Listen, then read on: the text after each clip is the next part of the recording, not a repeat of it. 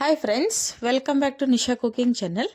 ನಾನು ನಿಮಗೆ ಇವತ್ತು ಶೇರ್ ಮಾಡ್ತಾ ಇದ್ದೀನಿ ನೋಡ್ರಿ, ನಮ್ಮ ಉತ್ತರ ಕರ್ನಾಟಕದ ಸ್ಪೆಷಲ್ ಮತ್ತು ಎಲ್ಲ ನಮ್ಮ ಉತ್ತರ ಕರ್ನಾಟಕ ಜನತೆಗೆ ಇಷ್ಟಪಟ್ಟು ತಿನ್ನುವಂತಹ ರೆಸಿಪಿನ ನಿಮ್ಮ ಜೊತೆ ಶೇರ್ ಮಾಡ್ತಾ ಇದ್ದೀನಿ. ನೋಡ್ರಿ, ಇಲ್ಲಿ ನಾನು ತೋರಿಸ್ತಾ ಇದ್ದೀನಿ ಬದನೆಕಾಯಿ. ಅಂದರೆ ಇದು ಮುಳ್ಳು ಬದನೆಕಾಯಿ ಅಥವಾ ಬೆಟಗೇರಿ ಬದನೆಕಾಯಿ ಅಂತ ಹೇಳಿ ಕರಿತೀವಿ ನಾವು. ನೋಡ್ರಿ, ಈ ಥರ ಮುಳ್ಳು ಇರುತ್ತೆ. ಇದು ಮುಳ್ಳಿರೋ ಬದನೆಕಾಯಿ ತುಂಬ ಅಂದರೆ ತುಂಬ ರುಚಿಯಾಗಿರುತ್ತೆ. ಇದರಿಂದ ನೀವು ಯಾವುದೇ ರೆಸಿಪಿ ಮಾಡಿದರೂ ಸಹಿತ ಸೂಪರಾಗಿ ಬರುತ್ತೆ. ನೋಡ್ರಿ, ಇದರೊಳಗೆ ಬೀಜ ಇರೋದಿಲ್ಲ, ತುಂಬ ಚೆನ್ನಾಗಿರುತ್ತೆ. ಎಳೆಯದಾದಂತಹ ಬದನೆಕಾಯಿನ ನಾನಿಲ್ಲಿ ತೋರಿಸ್ತಾ ಇದ್ದೀನಿ. ಇದು ನೋಡ್ರಿ, ನಮ್ಮ ಗದಗಲ್ಲಿ ಫೇಮಸ್ ಇದು ಬೆಟಗೇರಿ ಬದನೆಕಾಯಿ ಅಂತ ಹೇಳಿ ಕರಿತೀವಿ. ನೋಡ್ರಿ, ಈ ರೀತಿ ಮುಳ್ಳಿರೋದನ್ನೇ ಆರಿಸಿ ತೊಗೊತಾರೆ. ತುಂಬ ಚೆನ್ನಾಗಿರುತ್ತೆ ಟೇಸ್ಟ್ ಮಾತ್ರ. ನೋಡ್ರಿ, ಹಾಗಾದರೆ ಹೇಗೆ ಮಾಡೋದಂತ ನೋಡ್ಕೊಳ್ರಿ. ಈ ವಿಡಿಯೋ ರೆಸಿಪಿ ನಿಮ್ಗೇನಾದರೂ ಇಷ್ಟ ಅನಿಸಿದರೆ ನಮ್ಮ ಚಾನಲ್ಗೆ ಸಬ್ಸ್ಕ್ರೈಬ್ ಮಾಡ್ಕೊಳ್ರಿ, ಬೆಲ್ ಐಕನ್ನ ಪ್ರೆಸ್ ಮಾಡಿರಿ. ಆವಾಗ ನಾನು ಹಾಕೋ ಡೈಲಿ ವಿಡಿಯೋ ನೋಟಿಫಿಕೇಷನ್ ನಿಮಗೆ ಬರುತ್ತೆ. ಹಾಗೆ ವಿಡಿಯೋ ನಿಮಗೆ ಇಷ್ಟ ಅನಿಸಿದರೆ ಲೈಕ್ಸ್ ಕೊಡಿ. ಲೈಕ್ಸ್ ಕೊಡೋದನ್ನು ಮರೆಯೋಕ್ಕೆ ಹೋಗಬೇಡ್ರಿ. ನಿಮ್ಮ ಒಂದು ಲೈಕ್ಸ್ ಮತ್ತು ಸಬ್ಸ್ಕ್ರೈಬಿಂದ ನೋಡಿರಿ ಒಳ್ಳೆ ಮೋಟಿವೇಶನ್ ಸಿಕ್ಕಂಗಾಗುತ್ತೆ. ಬನ್ನಿ, ಹಾಗಾದರೆ ಹೇಗೆ ಮಾಡೋದಂತ ನೋಡ್ಕೊಳ್ರಿ. ಇಲ್ಲಿ ನೋಡ್ರಿ, ನಾನು ಖಾರಕ್ಕೆ ಹಸಿಮೆಣ್ಸಿನ್ಕಾಯಿ ತೊಗೊಂಡಿದ್ದೀನಿ. ಮಸಾಲಾಗೆ ರೆಡಿ ಮಾಡ್ಕೊಳ್ಳೋಣ. ಇವಾಗ ಖಾರಕ್ಕೆ ಬೇಕಾದಷ್ಟು ಹಸಿಮೆಣ್ಸಿನ್ಕಾಯಿ, ಸ್ವಲ್ಪ ಕರಿಬೇವು ಸೊಪ್ಪು ಮತ್ತು ಒಂದು ಗೆಡ್ಡೆ ಬೆಳ್ಳುಳ್ಳಿ ಮತ್ತು ಸ್ವಲ್ಪ ಕೊತ್ತಂಬರಿ ಸೊಪ್ಪನ್ನು ತೊಗೊಂಡಿದ್ದೀನಿ. ನೋಡಿರಿ, ಫ್ರೆಶ್ ಆಗಿರುವಂತಹ ಕೊತ್ತಂಬರಿ ಸೊಪ್ಪನ್ನು ಬಳಸ್ತಾ ಇದ್ದೀನಿ, ಟೇಸ್ಟ್ ಚೆನ್ನಾಗಿರುತ್ತೆ ಅಂಥೇಳಿ. ಇಲ್ಲಿ ನೋಡಿರಿ, ಶೇಂಗಾ ಬೀಜ ತೊಗೊಂಡಿದ್ದೀನಿ. ಒಂದು ಅರ್ಧ ಕಪ್ಪಷ್ಟು ಶೇಂಗಾ ಬೀಜ ಆದರೆ ಸಾಕು. ಮತ್ತು ಇಲ್ಲೊಂದು ನೋಡಿರಿ, ಒಂದು 4 ಸ್ಪೂನಷ್ಟು ನಾನು ಎಳ್ಳನ್ನು ತೊಗೊಂಡಿದ್ದೀನಿ. ಎಳ್ಳು ಬಳಸೋದ್ರಿಂದ ನೋಡಿರಿ ರುಚಿ ಮಾತ್ರ ಸೂಪರ್ ಆಗಿರುತ್ತೆ, ತುಂಬ ಚೆನ್ನಾಗಿ ಬರುತ್ತೆ. ಈಗ ಇದನ್ನು ಶೇಂಗಾನ ಹುರ್ಕೊಂಬರೋಣ. ಹಸಿಯಾಗಿ ಬಳಸೋದ್ರಿಂದ ಬಳಸೋದಕ್ಕಿಂತ ಈ ಥರ ಹುರಿದು ಬಳಸ್ರಿ ಶೇಂಗಾನ, ತುಂಬ ರುಚಿಯಾಗಿರುತ್ತೆ. ಈಗ ಇದನ್ನು ಹುರಿದು ರೆಡಿ ಮಾಡ್ಕೊಳ್ಳೋಣ. ಶೇಂಗಾನ ಹೊತ್ಸೋಕೆ ಹೋಗ್ಬೇಡ್ರಿ, ಚೆನ್ನಾಗಿ ಇದನ್ನು ಹುರ್ಕೊಳ್ರಿ. ಕಡಕ್ಕಾಗಿ ಹುರಿರಿ, ತುಂಬ ಚೆನ್ನಾಗಿ ಬರುತ್ತೆ. ನೋಡಿರಿ, ನಾನಿವತ್ತಿಲ್ಲಿ ಮುಳ್ಳು ಬದನೆಕಾಯಿಂದ ನಮ್ಮ ಮನೆಯಲ್ಲಿ ಹೇಗೆ ನಾವು ಎಣ್ಗಾಯಿ ಮಾಡ್ತೀವಿ ಅಂತ ತೋರಿಸ್ತಾ ಇದ್ದೀನಿ. ನೋಡಿರಿ, ನಮ್ಮ ಮನೆ ಸ್ಟೈಲ್ನಲ್ಲಿ ಹೇಗೆ ಮಾಡ್ತೀವಿ ಅಂತ ಹೇಳಿ. ಪ್ರತಿಯೊಬ್ಬರ ಮನೇಲಿ ಒಂದೊಂದು ಥರ ಮಾಡ್ತಾರೆ ಬದನೆಕಾಯಿ ಪಲ್ಯನ ಉತ್ತರ ಕರ್ನಾಟಕದ ಕಡೆ. ಬಟ್ ನಾನು ಮಾಡೋ ರೀತಿಲಿ ಒಂದ್ಸರಿ ಟ್ರೈ ಮಾಡಿ ನೋಡಿರಿ, ಖಂಡಿತ ಎಲ್ಲರೂ ನಿಮ್ಮನ್ನು ಹೊಗಳ್ತಾರೆ, ಅಷ್ಟು ರುಚಿಯಾಗಿ ಬರುತ್ತೆ. ಈಗ ಎಳ್ಳನ್ನು ನಾನು ತವಾದಲ್ಲಿ ಹಾಕಿ ಹುರಿತಾ ಇದ್ದೀನಿ. ಇದನ್ನು ಜಾಸ್ತಿ ಹೊತ್ತು ಹುರಿಯೋದೇನು ಬೇಡ, ಲೋ ಫ್ಲೇಮ್ ಇಟ್ಕೊಂಡು 1 ನಿಮಿಷದಲ್ಲಿ ಇದು ಹುರಿಯುತ್ತೆ. ಬೇಗ ಹೊತ್ತಿಸ್ಬಿಡ್ರಿ, ಚೆನ್ನಾಗಿ ಇದನ್ನು ಹುರ್ಕೊಳ್ರಿ. ಈಗ ನಾವೇನು ಫಸ್ಟ್ ತವಾ ಬಿಸಿ ಮಾಡಿರ್ತೀವೋ ಅದರಲ್ಲಿನ ಹುರಿದ್ರೂ ನಡೆಯುತ್ತೆ ನೋಡಿರಿ. ಯಾಕಂದರೆ ತುಂಬ ಬಿಸಿ ಏನು ಅವಶ್ಯಕತೆ ಇರೋದಿಲ್ಲ ಇದಕ್ಕೆ. ನೋಡಿರಿ, ಈ ಥರ ಚಿಟ್ಪಟ ಅಂತ ಸಿಡಿಯೋ ಸ್ಟಾರ್ಟ್ ಆದಾಗನೇ ತೆಗೆದು ಹಾಕಿಬಿಡ್ರಿ ಪ್ಲೇಟಿಗೆ. ಇಲ್ಲಾಂದರೆ ಹೊತ್ತೋದ್ರೆ ಕಹಿ ಅಂಶ ಬಿಟ್ಕೊಳ್ಳುತ್ತೆ, ಟೇಸ್ಟ್ ಚೆನ್ನಾಗಿರೋದಿಲ್ಲ. ಎಳ್ಳು ಕೂಡ ನೋಡಿರಿ ನಮ್ಮ ದೇಹಕ್ಕೆ ತುಂಬ ಒಳ್ಳೆಯದು. ಕ್ಯಾಲ್ಸಿಯಂ ಭರಿತವಾದಂತಹ ಎಳ್ಳನ್ನು ನಾವು ಆವಾಗವಾಗ ಸ್ವಲ್ಪ ತಿಂತಾ ಇರಬೇಕು. ಇದರಿಂದ ಎಲ್ಲ ನಮಗೆ ದೇಹಕ್ಕೆ ಶಕ್ತಿನೂ ಬರುತ್ತೆ. ಆಮೇಲೆ ಇದು ಹೀಟ್ ಆಗಿರೋದ್ರಿಂದ ತುಂಬ ಚೆನ್ನಾಗಿ ನಮಗೆ ನೆಗಡಿ ನೋಡಿರಿ, ನೆಗಡಿ ಶೀತ ಆದಾಗ 1 ಸ್ಪೂನ್ ಎಳ್ಳನ್ನು ಈ ಥರ ಹುರ್ಕೊಂಡು ತಿನ್ನೋದ್ರಿಂದ ಬೇಗ ಕಡಿಮೆ ಆಗುತ್ತೆ. ಇಲ್ಲಿ ನೋಡಿರಿ, ನಾನು ಖಾರಕ್ಕೆ ತೊಗೊಂಡಿರುವಂತಹ ಹಸಿಮೆಣ್ಸಿನ್ಕಾಯನ್ನು ಫ್ರೈ ಮಾಡ್ತಾಯಿದ್ದೀನಿ. ನೋಡಿರಿ, ಇದನ್ನು ಸಹಿತ ಸ್ವಲ್ಪ ತವಾದಲ್ಲಿ ಹಾಕಿ ಹುರ್ಕೊಳ್ರಿ. ಯಾಕಂದರೆ ಹುರಿದು ಹಾಕೋದ್ರಿಂದ ನೋಡಿರಿ ಅಸಿಡಿಟಿ ಆಗೋದಿಲ್ಲ. ಹಸಿಮೆಣ್ಸಿನ್ಕಾಯಿ ಬಳಸೋರು ಪಲ್ಯಕ್ಕಾಗಲಿ ಸಾಂಬಾರಿಗಾಗಿ ಬಳಸ್ತಾ ಇದ್ದರೆ ಸ್ವಲ್ಪ ಹುರಿದು ಹಾಕಿರಿ. ಯಾಕಂದರೆ ಅಸಿಡಿಟಿ ಆಗೋದಿಲ್ಲ, ಗ್ಯಾಸ್ಟ್ರಿಕ್ ಆಗೋದಿಲ್ಲ. ಎದೆ ಉರಿಯೋದು ಆ ಥರ ಸಮಸ್ಯೆ ಇದ್ದವ್ರಿಗೆ ಈ ಥರ ನೋಡಿರಿ ಹುರಿದೇ ಹಾಕಬೇಕು. ಆವಾಗ ಚೆನ್ನಾಗಿರುತ್ತೆ, ಟೇಸ್ಟ್ ಚೆನ್ನಾಗಿರುತ್ತೆ. ಆಮೇಲೆ ಅಸಿಡಿಟಿ ಆಗೋ ಸಮಸ್ಯೆನೂ ಬರೋದಿಲ್ಲ. ಸ್ವಲ್ಪ ಇದನ್ನು ಹುರ್ಕೊಂಡ್ಬಿಟ್ಟು 1 ಸ್ಪೂನ್ ಎಣ್ಣೆ ಹಾಕಿ ಚೆನ್ನಾಗಿ ಇದನ್ನು ಫ್ರೈ ಮಾಡಿಕೊಂಡು ಬಳಸೋಣ. ಆವಾಗ ತುಂಬ ರುಚಿಯಾಗಿ ಬರುತ್ತೆ ನೋಡಿರಿ. ಇಲ್ಲಾಂದರೆ ನೀವು ಹಸಿಮೆಣ್ಸಿನ್ಕಾಯಿ ಖಾರದ ಪೇಸ್ಟ್ ಮಾಡಿಟ್ಕೊಂಡ್ರೆ ಅದನ್ನು ಬಳಸ್ಬೋದು. ನೋಡಿರಿ, ಇಲ್ಲಿ ಚೆನ್ನಾಗಿ ಫ್ರೈ ಆಗಿದೆ. ಇದನ್ನೀಗ ಕಂಪ್ಲೀಟಾಗಿ ತಣ್ಣಗಾಗಿ ಬಿಡ್ತೀನಿ ನಾನು ಒಂದು ಪ್ಲೇಟಿಗೆ ತೆಗೆದು. ಈಗ ಮೊದಲು ಹುರ್ಕೊಂಡಂಥ ಎಲ್ಲ ಎಳ್ಳು ಶೇಂಗಾ ಬೀಜ ಎಲ್ಲದು ತಣ್ಣಗಾಗಿದೆ. ತಣ್ಣಗಾದ್ಮೇಲೆ ಗ್ರೈಂಡ್ರಿಗೆ ಹಾಕ್ಕೊಳ್ಳೋಣ. ಇಲ್ಲಿ ನೋಡಿರಿ, ಒಗ್ಗರಣೆಗೆ ನಾನಿಲ್ಲಿ ಉಳ್ಳಾಗಡ್ಡಿನ ಕಟ್ ಮಾಡಿದ್ದೀನಿ. ನೋಡಿರಿ, ಈ ಥರ ಉದ್ದಿಗೆ ಕಟ್ ಮಾಡಿ ತೊಗೊಳ್ರಿ, ಪಲ್ಯ ಚೆನ್ನಾಗಿರುತ್ತೆ. 1 ಉಳ್ಳಾಗಡ್ಡಿನ ಬಳಸಿದ್ದೀನಿ, 1 ಟೊಮ್ಯಾಟೊನ ಕಟ್ ಮಾಡಿ ತೊಗೊಂಡಿದ್ದೀನಿ. ಇಲ್ಲಿ ನೋಡಿರಿ, ಒಂದು ಮಿಕ್ಸರ್ ಜಾರ್ ತೊಗೊಳ್ರಿ. ಇದಕ್ಕೆ ಹುರ್ಕೊಂಡಂತಹ ಎಳ್ಳು ಮತ್ತು ಶೇಂಗಾ ಬೀಜನ ಹಾಕಿ ಇದನ್ನು ಈಗ ನೈಸಾಗಿ ಪೌಡ್ರ್ ಮಾಡ್ಕೊಂಬರೋಣ. ಇದಕ್ಕೆ ನೀರು ಹಾಕಕ್ಕೆ ಹೋಗ್ಬೇಡ್ರಿ, ಹಾಗೇ ಗ್ರೈಂಡ್ ಮಾಡಿ ತೊಗೊಂಡು ಬನ್ನಿ. ನೈಸಾಗಿ ಫೈನ್ ಪೌಡ್ರ್ ಮಾಡ್ಕೊಂಬನ್ನಿ. ಫಸ್ಟ್ ಇದನ್ನು ನೀರು ಹಾಕ್ಲಾರ್ದೇ ಗ್ರೈಂಡ್ ಮಾಡಬೇಕು. ನೋಡಿರಿ, ಇಲ್ಲಿ ತೋರಿಸ್ತಾ ಇದ್ದೀನಿ ನಾನು. ಇಷ್ಟು ಫೈನ್ ಆದರೆ ಸಾಕು. ನೋಡಿರಿ, ತರ್ತರಿ ಆಗಿರಬಾರ್ದು, ಇದು ಫೈನ್ ಆಗಿರಬೇಕು. ಆವಾಗಲೇ ಒಳಗೆ ಫಿಲ್ಲಿಂಗ್ ತುಂಬ ಚೆನ್ನಾಗಿ ಕುಂದಿರುತ್ತೆ. ಈಗ ಫ್ರೈ ಮಾಡ್ಕೊಂಡಂಥ ಶೇಂಗಾ ಬೀಜ ಮತ್ತು ಎಳ್ಳಿನ ಪುಡಿಗೆ ನಾನು ಹುರ್ಕೊಂಡಿರುವಂತಹ ಹಸಿಮೆಣಸಿನ್ಕಾಯಿ, ಕರಿಬೇವು ಮತ್ತು ಬೆಳ್ಳುಳ್ಳಿ, ಕೊತ್ತಂಬರಿ ಸೊಪ್ಪನ್ನು ಸೇರಿಸಿ ಗ್ರೈಂಡ್ ಮಾಡಿ ತೊಗೊಂಡು ಬರ್ತೀನಿ. ನೋಡಿರಿ, ಇದಕ್ಕೆ ಸ್ವಲ್ಪನೇ ನೀರು ಹಾಕಬೇಕು, ಜಾಸ್ತಿ ನೀರು ಹಾಕಬಾರ್ದು. ಗಟ್ಟಿಯಾದಂತಹ ಪೇಸ್ಟನ್ನು ರೆಡಿ ಮಾಡ್ಕೊಳ್ರಿ. ತುಂಬ ನೀರು ಹಾಕಕ್ಕೆ ಹೋಗ್ಬೇಡ್ರಿ. ಗಟ್ಟಿಯಾದಂಥ ಪೇಸ್ಟನ್ನು ನೋಡಿರಿ ನಾನಿಲ್ಲಿ ಮಾಡಿ ತೋರಿಸ್ತಾ ಇದ್ದೀನಿ. ಇಷ್ಟು ಗಟ್ಟಿಯಾಗಿರ್ಬೇಕು. ನಾನು ತೋರಿಸ್ತಾ ಇದ್ದೀನಿ ನೋಡಿರಿ. ಗಟ್ಟಿಯಾಗಿದ್ರೇ ಚೆನ್ನಾಗಿ ಒಳಗೆ ಫಿಲ್ಲಿಂಗ್ ಕುಂದಿರುತ್ತೆ. ಇಲ್ಲ ಅಂದರೆ ನೋಡಿರಿ ನೀರಾದರೆ ಹೊರಗಡೆ ಸೋರ್ ಬಂದುಬಿಡುತ್ತೆ. ಈಗ ನೋಡಿರಿ ಇಷ್ಟು ಗಟ್ಟಿಯಾಗಿದ್ದರೆ ಸಾಕು. ಈಗ ಇದನ್ನು ಒಂದು ಬೌಲ್ಗೆ ಟ್ರಾನ್ಸ್ಫರ್ ಮಾಡ್ತಾಯಿದ್ದೀನಿ. ಯಾಕಂದರೆ ಇನ್ನೂ ಇದಕ್ಕೆ ಸಾಮಗ್ರಿಗಳನ್ನು ಆ್ಯಡ್ ಮಾಡೋದಿದೆ. ಇದನ್ನೆಲ್ಲ ಕಂಪ್ಲೀಟಾಗಿ ತಕ್ಕೊಂಬಿಡ್ರಿ. ಮಸಾಲೆ ಎಲ್ಲ ಇದ್ರೊಳಗಿಲ್ದು ತೆಗೆದು ಒಂದು ಬೌಲ್ಗೆ ಟ್ರಾನ್ಸ್ಫರ್ ಮಾಡಿಕೊಳ್ರಿ. ನೋಡಿರಿ ಇಷ್ಟು ಗಟ್ಟಿಯಾಗಿದ್ರೇ ಚೆನ್ನಾಗಿ ಬರುತ್ತೆ ಪಲ್ಯ. ಇಲ್ಲ ಅಂದರೆ ನೋಡಿರಿ ನೀರಾದರೆ ಚೆನ್ನಾಗಿ ಅಷ್ಟು ಸರಿಯಾಗಿ ರುಚಿಯಾಗಿ ಬರೋದಿಲ್ಲ ನೋಡಿರಿ. ಈಗ ಇದಕ್ಕೆ ನೋಡಿರಿ 1 ಸ್ಪೂನಷ್ಟು ನಾನಿಲ್ಲಿ ಅರಿಶಿನ ಪುಡಿನ ಹಾಕ್ತಾಯಿದ್ದೀನಿ. ನೀವು ಈಗೇನು ಮಸಾಲೆ ರೆಡಿ ಮಾಡ್ಕೊತೀರೋ ಇದಕ್ಕೆ ಎಲ್ಲದನ್ನು ಹಾಕ್ಕೋಬೇಕು. ಮತ್ತು ಮೇಲೆ ಪಲ್ಯ ಮಾಡಬೇಕಾದ್ರೆ ಏನೂ ಹಾಕೋ ಹಾಗಿಲ್ಲ. ಈಗೇನು ಒಳಗಡೆ ಫಿಲ್ ಮಾಡೋಕ್ಕೆ ಮಸಾಲ ರೆಡಿ ಮಾಡ್ಕೊತೀವಲ್ವ ಇದಕ್ಕೆ ಹಾಕಬೇಕು. ರುಚಿಗೆ ತಕ್ಕಷ್ಟು ಉಪ್ಪನ್ನು ಹಾಕ್ತಾಯಿದ್ದೀನಿ.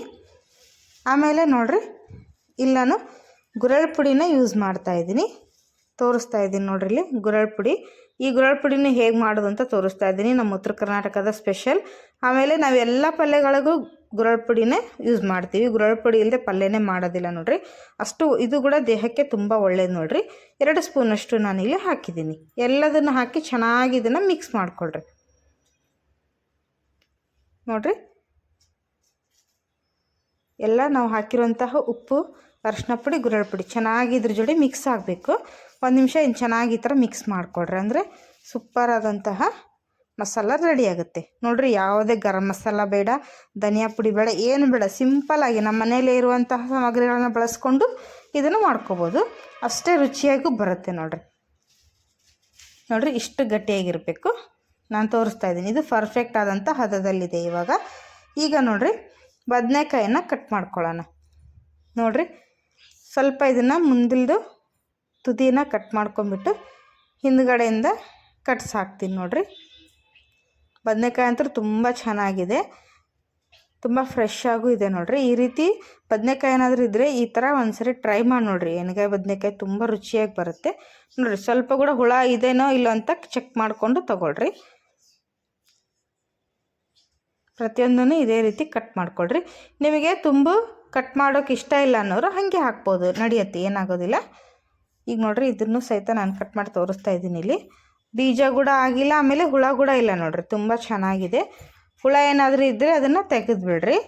ಈ ಥರ ಚೆಕ್ ಮಾಡಿಕೊಂಡು ಹಾಕ್ಕೊಳ್ರಿ. ಯಾಕಂದರೆ ಒಳಗಡೆ ಒಂದೊಂದು ಸರಿ ಹುಳ ಆಗಿರುತ್ತೆ ಬದನೆಕಾಯಿನಲ್ಲಿ. ಅದನ್ನು ನೀವು ನೋಡ್ಕೊಂಬಿಟ್ಟು ಹಾಕ್ರಿ. ನೋಡಿ ನಿಧಾನಕ್ಕೆ ಈ ಥರ 4 ಪಾರ್ಟಾಗಿ ನಾನು ಕಟ್ ಮಾಡ್ತಾಯಿದ್ದೀನಿ.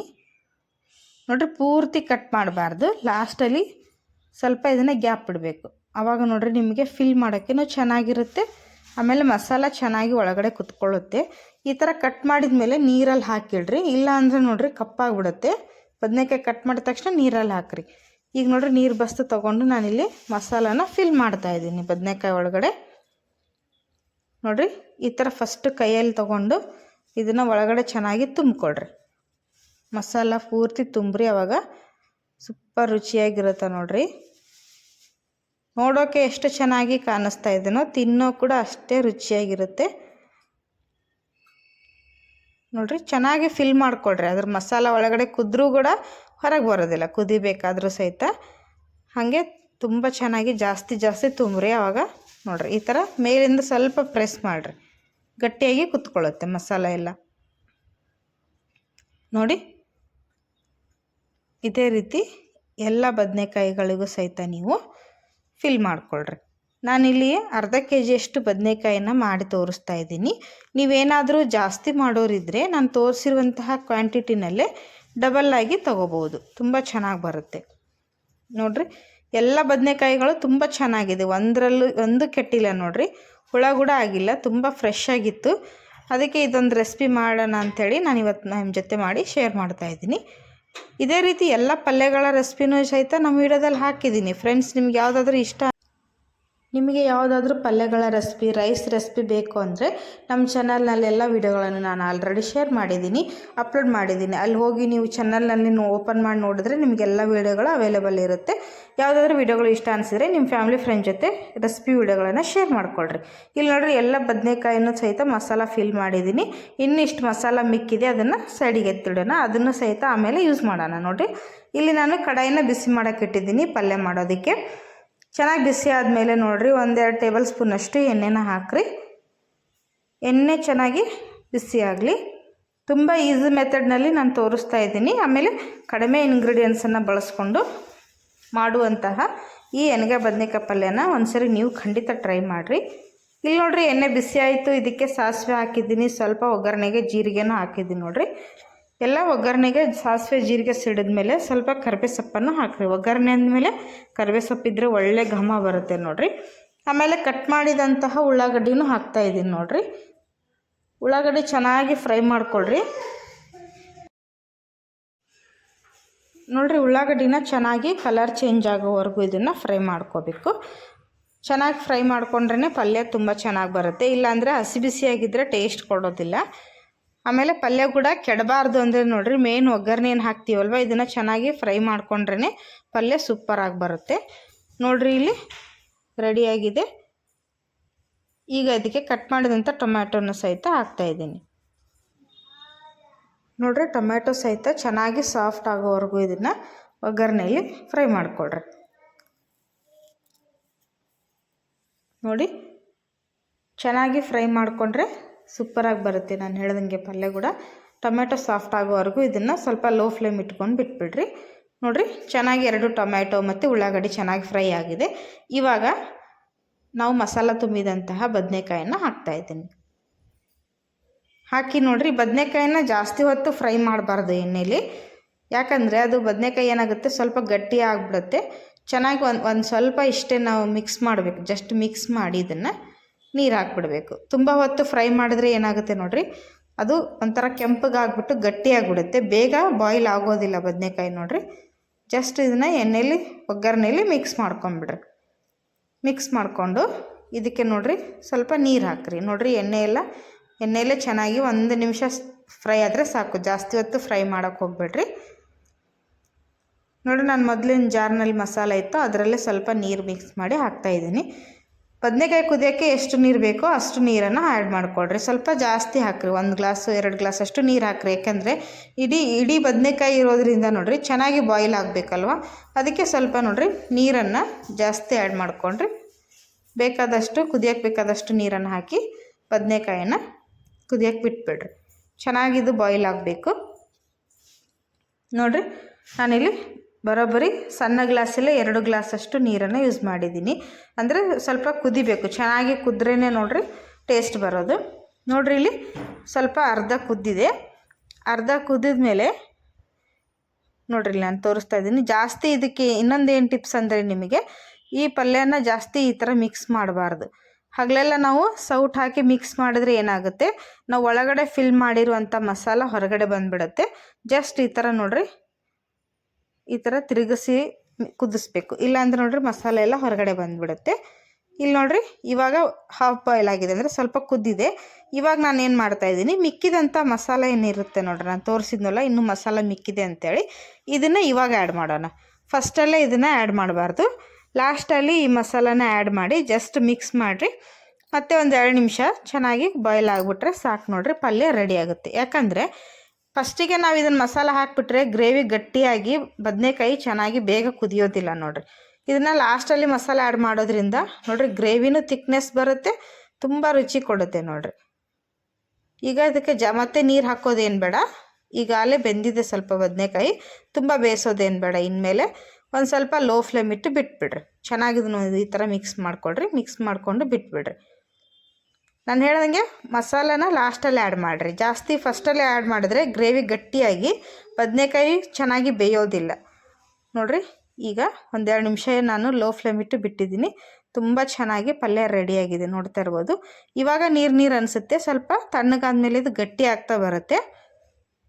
ಇಷ್ಟು ಬೆಂದರೆ ಸಾಕು. ನಾನು ಇಲ್ಲಿ ತೋರಿಸ್ತಾ ಇದ್ದೀನಿ ಬೆಂದಿದೇನೋ ಇಲ್ಲೋ ಅಂಥೇಳಿ. ನೋಡ್ತಾ ಇರ್ಬೋದು. ನಾವು ಹಾಕಿದಾಗ ಎಷ್ಟು ದೊಡ್ಡದಾಗಿ ಕಾಣಿಸ್ತಾ ಇತ್ತು ಬದನೆಕಾಯಿ, ಇವಾಗ ಪೂರ್ತಿ ಬೆಂದಿದೆ ಅಲ್ವಾ, ಚಿಕ್ಕದಾಗಿದೆ ಸ್ವಲ್ಪ. ಇಲ್ಲಾಂದರೆ ನೀವು ಒಂದು ಸ್ಪೂನ್ ತೊಗೊಂಡು ನೀವು ನೋಡ್ಬೋದು ಕುದ್ದಿದೇನೋ ಇಲ್ಲ ಅಂತೇಳಿ ನೋಡಿಬಿಟ್ಟು ಇನ್ನೊಂದು 2 ನಿಮಿಷ ಜಾಸ್ತಿ ಕುದಿಸಿದ್ರೆ ರೆಡಿ ಆಗುತ್ತೆ ನೋಡಿರಿ.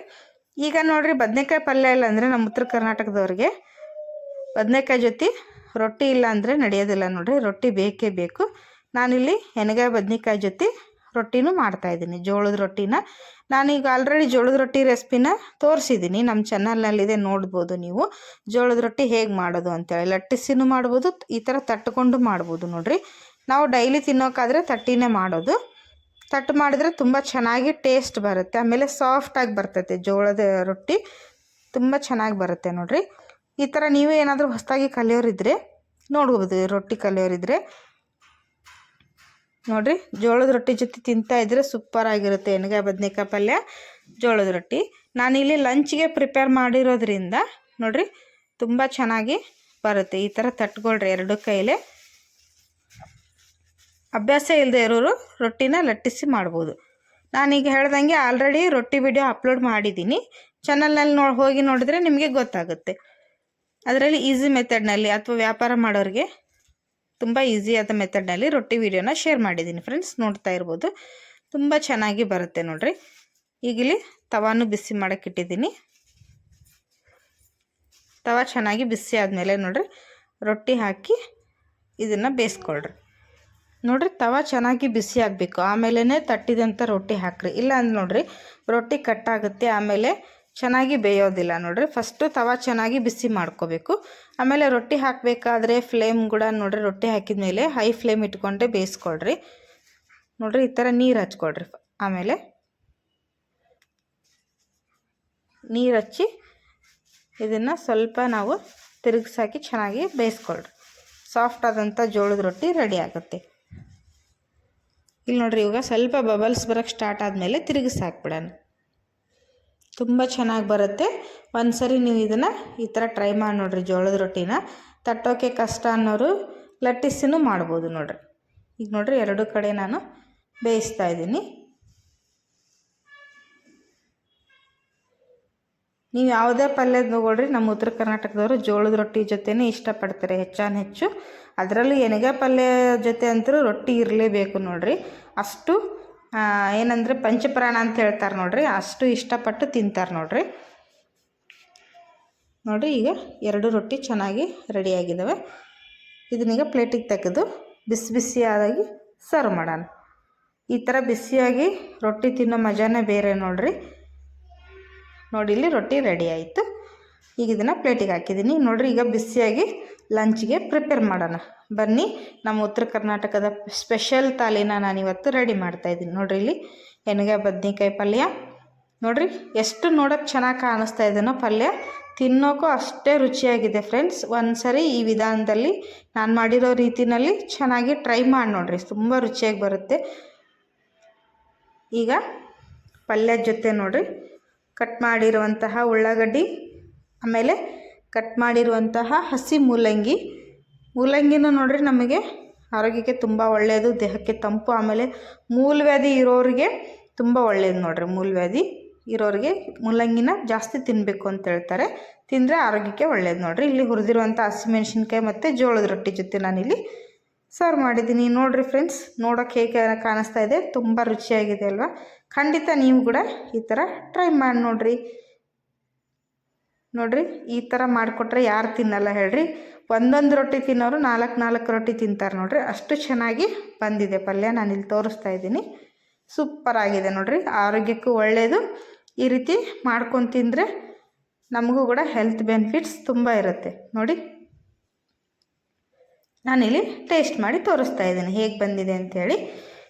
ನೀವು ಕೂಡ ಇದೇ ವಿಧಾನದಲ್ಲಿ ಟ್ರೈ ಮಾಡಿ ನೋಡಿರಿ, ಸೂಪರಾಗಿ ಬಂದಿರುತ್ತೆ. ಇಲ್ಲಿ ನೋಡಿರಿ ಪಲ್ಯ ಕೂಡ ಸಾಫ್ಟಾಗಿ ಬೆಂದಿದೆ. ಬದನೆಕಾಯಿ ನಾನು ತೋರಿಸ್ತಾ ಇದ್ದೀನಿ, ತುಂಬ ಹದವಾಗಿ ಬಂದಿದೆ. ನಾವು ಹಾಕಿರುವಂಥ ಎಳ್ಳಾಗಿರ್ಬೋದು, ಶೇಂಗಾ ಬೀಜ ಆಗಿರ್ಬೋದು, ಒಳ್ಳೆ ರುಚಿ ಕೊಡುತ್ತಾ ಇದೆ. ಮೇನ್ ಅಂದರೆ ಇದಕ್ಕೆ ಗುರಳ್ ಪುಡಿ ನೋಡಿರಿ, ಗುರಳ್ ಪುಡಿನೂ ಸೂಪರಾಗಿ ಬಂದಿದೆ ನೋಡಿರಿ ಫ್ರೆಂಡ್ಸ್. ಹಾಗಾದರೆ ವಿಡಿಯೋ ನೋಡಿದ್ರಲ್ವ, ನಿಮಗೆ ಇಷ್ಟ ಆಗಿದೆ ಅನ್ಕೊತೀನಿ. ಇಷ್ಟ ಆದರೆ ನಿಮ್ಮೆಲ್ಲ ಫ್ಯಾಮಿಲಿ ಫ್ರೆಂಡ್ ಜೊತೆ ನೀವು ಇದನ್ನು ಶೇರ್ ಮಾಡ್ಕೊಳ್ರಿ.